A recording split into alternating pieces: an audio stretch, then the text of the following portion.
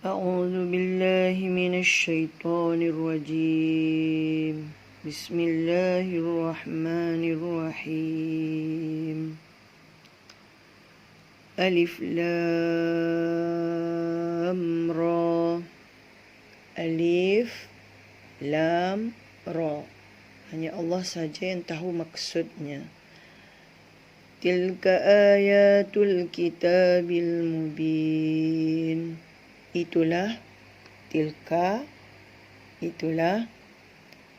ayat-ayat.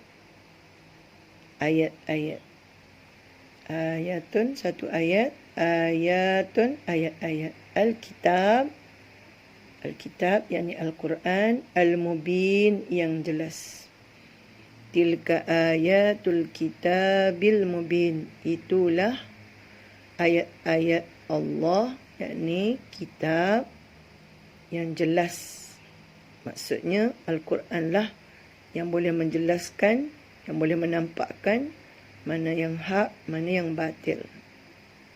Itu kelebihan Al-Quran. Ini ayat yang saya nak tekankan hari ini.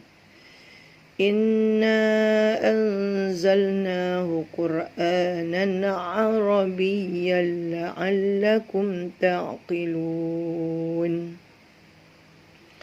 Inna, sesungguhnya kami. Anzalnahu, anzala, kami telah menurunkan. Hu, dia, yakni Quran. Arabiyya, sesungguhnya kami telah menurunkan Al-Quran Arabiyya, di dalam bahasa Arab. Kenapa? La'allakum ta'qilun. Mudah-mudahan kamu, yakni cerita pada masa itu Nabi Muhammad SAW dengan penduduk-penduduk di Mekah, ta'qilun, menggunakan akal untuk memahami makna-maknanya.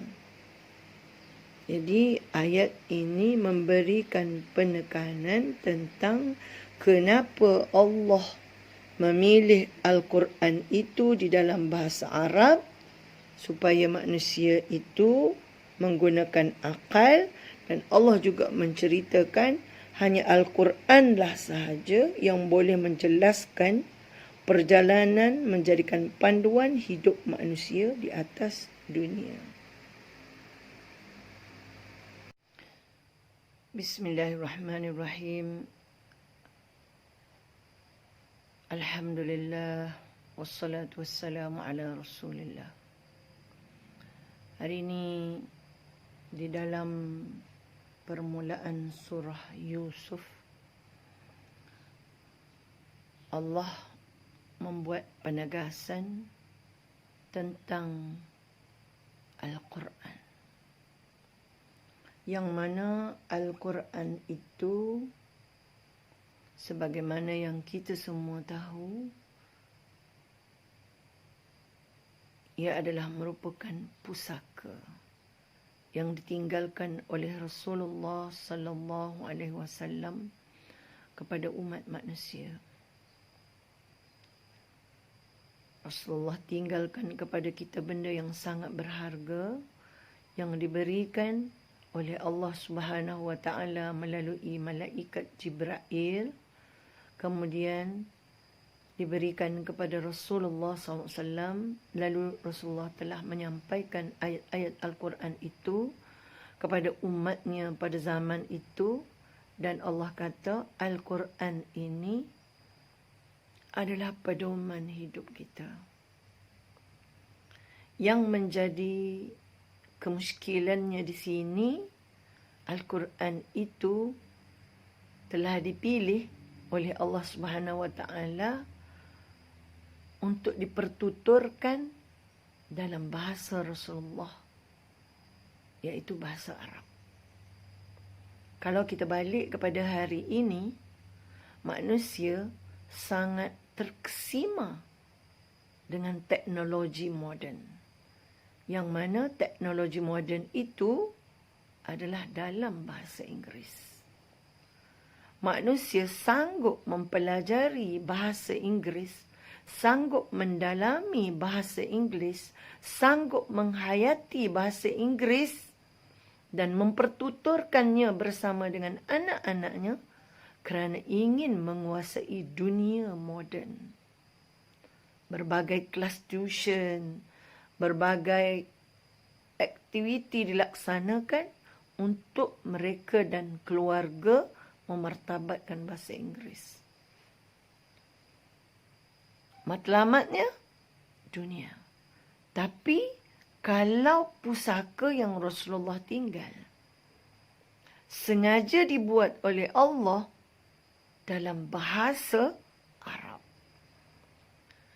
bangsa yang pada masa itu dipilih oleh Allah untuk dilantik Rasul bukan bangsa Yahudi, bukan bangsa Nasrani, tetapi bangsa yang dipilih oleh Allah daripada umat Nabi, yang daripada manusia pada masa itu adalah Bani Quraisy, iaitu daripada bangsa Arab.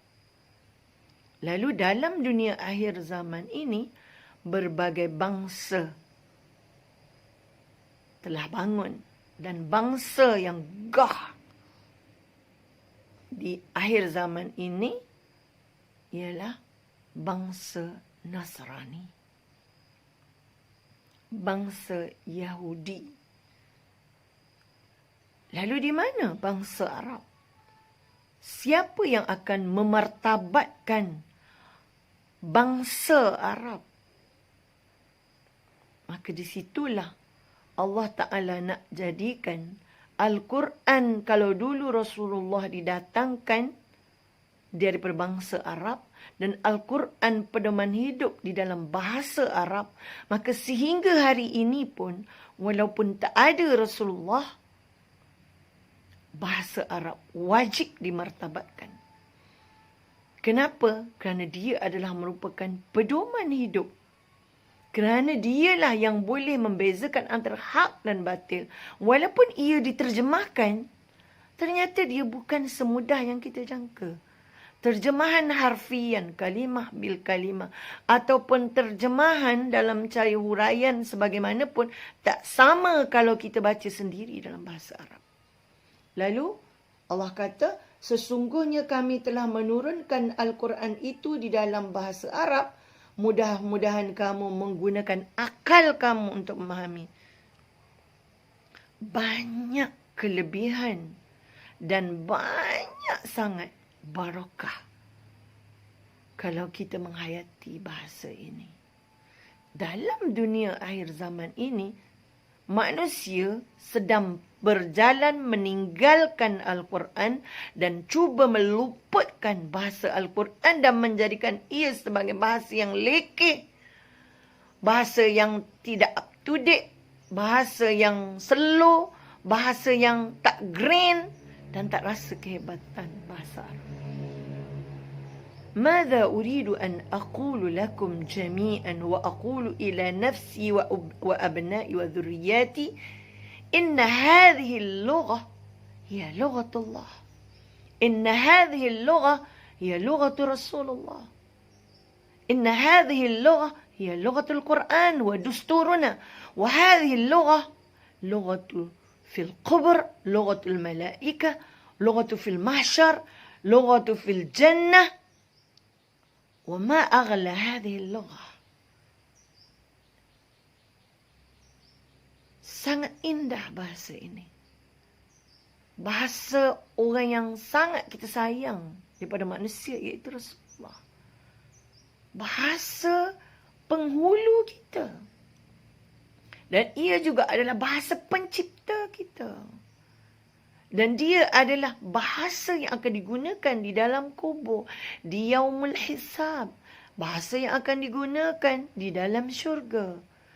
So, apa benda lagi yang menyebabkan kita cari masalah?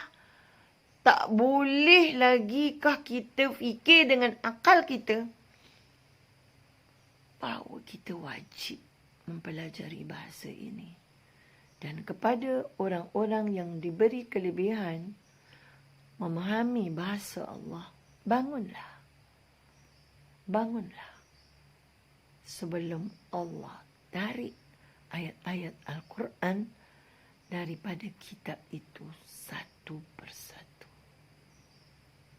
Mudah-mudahan kita jadi hamba-Nya yang berfikir dan gunakan akal yang waras untuk memahami, mendalami perintah Allah dalam bahasa Allah. Renungkanlah. Bismillahirrahmanirrahim. Surah Hud. Ayat. Hari ini kita nak lihat ayat yang ke-114 daripada surah Hud. Firman Allah Subhanahu wa taala. Perintah Allah apa dekat sini? Wa aqimis solah. Dirikanlah solat. Tarafain nahar wa zulfa. Masa mana dirikan semayang itu di penghujung pagi dan petang, siang iaitu subuh, zuhur, asar, wa zulfa dan beberapa bahagian permulaan, minal laili daripada malam iaitu maghrib dan isyak 5 waktu. Jadi bila Allah sentuh sembahyang 5 waktu, kenapa kena sembahyang 5 waktu tu? Innal hasanat yudhhibna sayyiat. Sesungguhnya di sini ayat penekanan, ayat sumpah Allah. Allah kata al hasanat yudhhibna as-sayyiat. Kebaikan-kebaikan yang kita buat dalam solat 5 waktu itu, yudhhibna akan buat lari, akan buat pergi, akan buat hilang, akan buat hapus as-sayyiat, keburukan-keburukan. Tapi dosa-dosa kecil saja Allah Ta'ala hilangkan dengan kita melakukan solat. Dzalika dzikra lidzakirin. Yang demikian itu adalah nasihat atau peringatan bagi orang yang selalu mengingat. Jadi orang yang ambil peringatan, sesungguhnya sembahyang itu dapat mencegah kemungkaran. Sebab apa? Al-hasanat, kebaikan-kebaikan yang kita buat dalam solat akan boleh menghapuskan as-sayyiat, kejahatan-kejahatan. Masya Allah. Pusaka kedua yang Rasulullah tinggal kepada kita sebelum wafat adalah ya ummati salah. Salat. Salat 5 waktu. Di dalam salat ada Al-Quran. Di dalam salat ada doa. Di dalam salat ada tawakal. Di dalam salat ada redha. Di dalam salat ada ikhlas. Di dalam salat ada sabar. Di dalam salat ada jaga waktu. Di dalam salat ada pahala zikir. Di dalam solat ada ingat Allah, ingat Rasulullah. Di dalam solat ada niat bertaubat, ada kata-kata yang kita doa untuk bertaubat. Di dalam solat ada sumpah. Di dalam solat ada janji. Di dalam solat ada puji. Di dalam solat ada khusyuk, ada tawaddu'.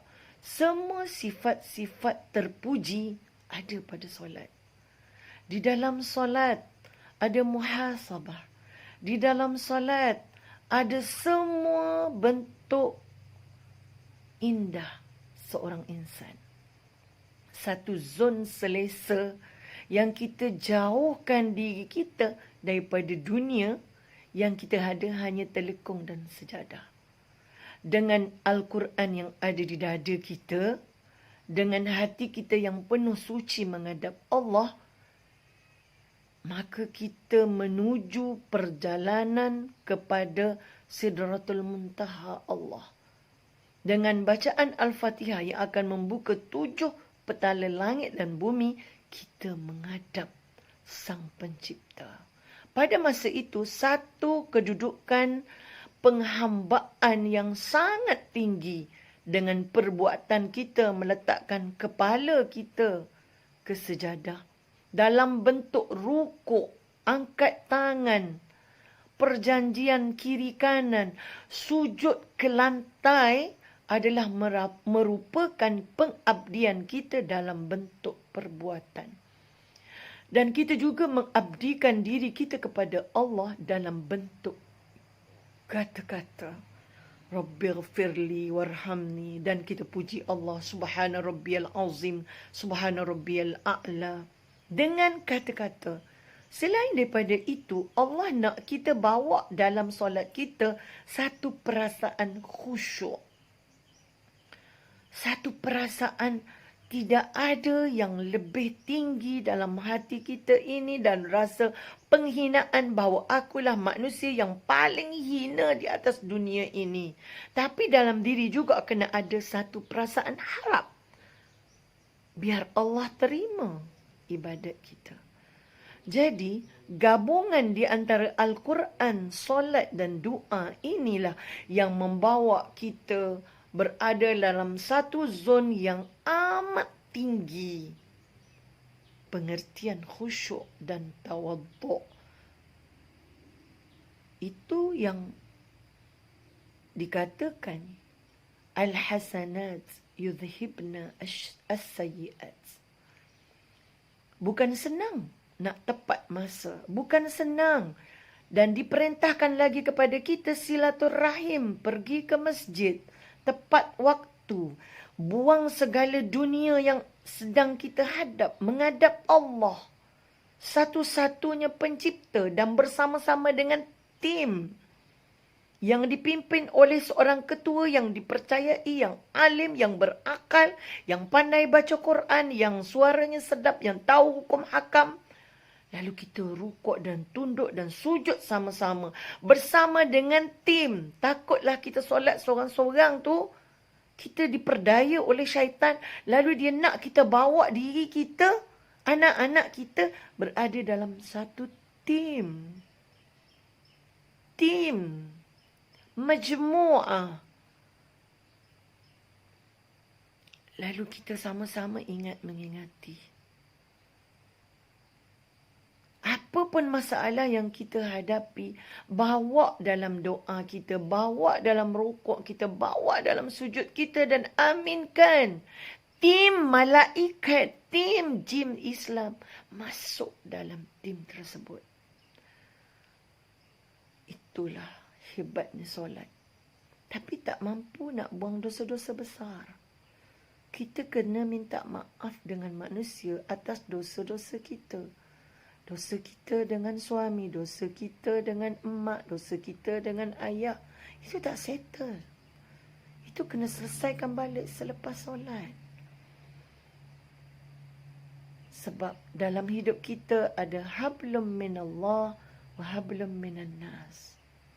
Kalau kita tak maafkan kesalahan orang, dalam keadaan kita menghadap Allah, maka tak sempurna perjalanan kita kepada Allah.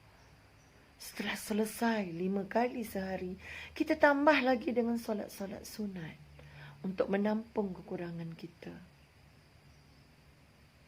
Jadi, ada tak benda yang lebih berharga selain daripada solat dan Al-Quran? Tak ada kan? Jadi saya nasihatkan diri saya agar kita dirikan sembahyang. Wa aqim. Dirikan sembahyang ni adalah satu perbuatan yang dia tak kata tunaikan solat. Dirikan.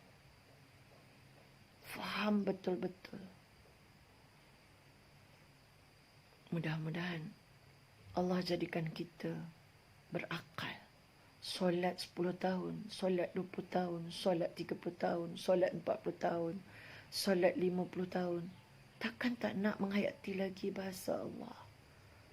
Bahasa solat, bahasa Quran. Carilah jalan untuk kita faham bahasa Allah. Itu bahasa kita. Bila Israel datang memanggil, sekujur tubuh di pembaringan.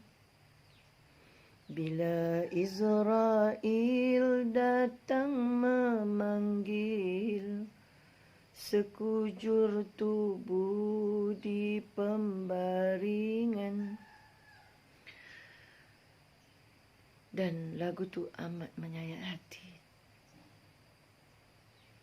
Tak ada apa lagi yang akan kita bawa dengan diri kita. Solat kita lah akan teman kita dalam kubur. Dan Al-Quran itulah yang akan menjadi cahaya yang menerangi hidup kita di alam yang seterusnya.